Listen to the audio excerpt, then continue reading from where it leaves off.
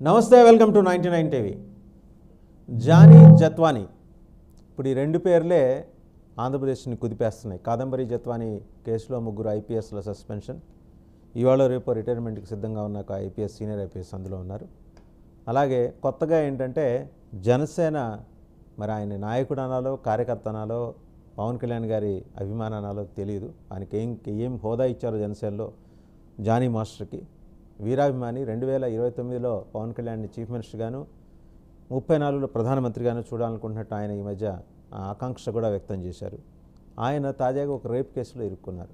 Hyderabad Rayadurgam police స్టేషన్లో ఆయన మీద ఒక కొరియోగ్రాఫర్, ఆయన దగ్గర శిక్షణ పొందుతున్న కొరియోగ్రాఫర్, ఆయనతో కలిసి పనిచేస్తున్న కొరియోగ్రాఫర్ కేసు పెట్టారు. గడిచిన 3-4 నెలలుగా లైంగిక వేధింపులకు పాల్పడుతున్నాడని. దురదృష్టం ఏంటంటే ఆంధ్రప్రదేశ్లో రాజకీయ పార్టీల కేసులన్నీ లైంగిక వేధింపుల చుట్టే తిరుగుతున్నాయి. సరే, వైసీపీది అందులో 80% చెంకుంటే మిగిలిన 20% మిగిలిన పార్టీలకు కూడా రేషియో వర్తిస్తుంది. తాజాగా జానీ మాస్టర్ చిన్నా చితకా వ్యక్తి కాదు, సౌత్ ఇండియాలో మోస్ట్ పాపులర్ కొరియోగ్రాఫర్ ఆయన హైయెస్ట్ పైడ్ కొరియోగ్రాఫర్ కూడా. మంచి కెరీర్ ఉంది ఆయనకి. ఆయన మీద 21 ఏళ్ల మహిళా కొరియోగ్రాఫర్ కేసు నమోదు చేశారు, కేసు ఫైల్ చేశారు. రాయదుర్గం పోలీస్ స్టేషన్లో ఎఫ్ఐఆర్ నమోదైంది. సరే, మహిళల మీద కేసులు, అత్యాచార ఘటనలు, వీటి మీద జనసేన స్పందించే విధానం మనకు తెలుసు. ఇంతవరకు మరి నిన్న కేసు ఫైల్ అయితే ఇంతవరకు జనసేన నుంచి అఫీషియల్ రెస్పాన్స్ లేదు. జత్వానీ కేసులో నిజంగా జనసేన గట్టి పోరాటమే చేసింది మిగిలిన భాగస్వామ్య పక్షాలతో. అదే సందర్భంలో ఎక్కడా కూడా ఏంటంటే వ్యక్తిత్వ హననాలకు పాల్పడకుండా జనసేన క్యాడర్స్ని జనసేనని నియంత్రించారు.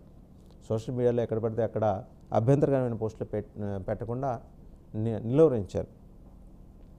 కానీ ఏంటంటే మరి ఒక రాజకీయ పార్టీ మీద నింద వచ్చినప్పుడు ఏ స్థాయిలో పోరాటం చేశారో, తమ సొంత మనిషే కేసులో ఇరుక్కుంటే ఎలా వ్యవహరిస్తారు, దీని మీద ఈ రెండు కేసుల మీద మాట్లాడడానికి మనతో ఉన్నారు జనసేన అధికార ప్రతినిధి వివేక్ బాబు లైవ్లో జాయిన్ అయ్యారు. నమస్తే వివేక్ బాబు గారు. నమస్తే వాసుదేవన్ గారు.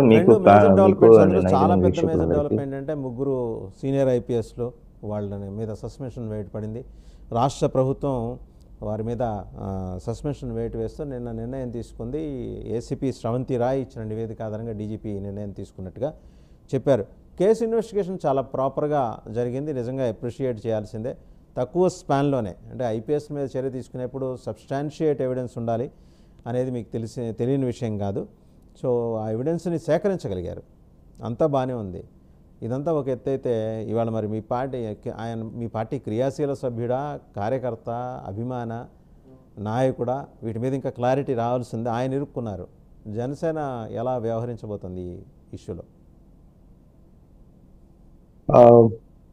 చట్టం ఎవరికైనా ఒకటే, న్యాయం ఖచ్చితంగా బాధితులుగా ఉన్న వాళ్ళకి న్యాయం చేయాల్సిందే. బేసిక్ ప్రాపర్ లైన్ రాజ్యాంగం ప్రకారం ఎవరికైనా వర్తిస్తుంది.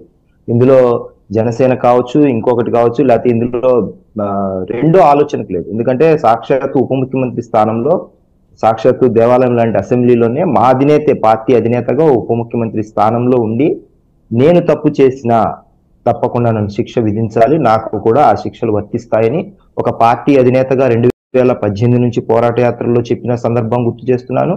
బాధ్యత చేపట్టి ప్రభుత్వంలో ఏర్పడిన తర్వాత కూడా ఆయన చెప్పిన మాటల్ని గుర్తు చేస్తున్నాను. అంటే ఒకవేళ నిజంగానే ఈయన ఏదైతే జానీ మాస్టర్ గా ఈ రోజు ఆరోపణలు ఎదుర్కొంటున్నారో, ఒక మహిళతో ఏదో జరిగిందని ఏదైతే కంప్లైంట్ రిసీవ్ అయిందో, ఒకవేళ నిజంగా అది ఆరోపితం నిజమైతే చట్టం తన పని తాను చేసుకుపోతుంది.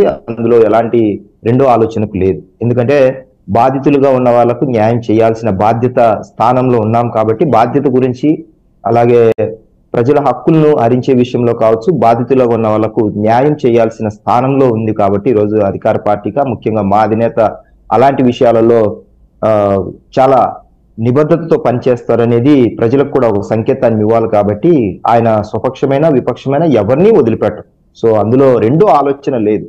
మాకు మిగతా పార్టీలకు లేకపోతే గత గవర్నమెంట్ కు తేడా చూపించాలి, చెప్పాలి అంటే ఖచ్చితంగా ఆరోపణలు నిజమైతే మాత్రం ఖచ్చితంగా దానికి సంబంధించిన పర్యవసానాలు కూడా ఉంటాయనే విషయాన్ని మరోసారి మీకు తేటతెల్లం చేస్తున్నాను. అందులో రెండో ఆలోచన అయితే లేదు వాగ్దేవన్ గారు.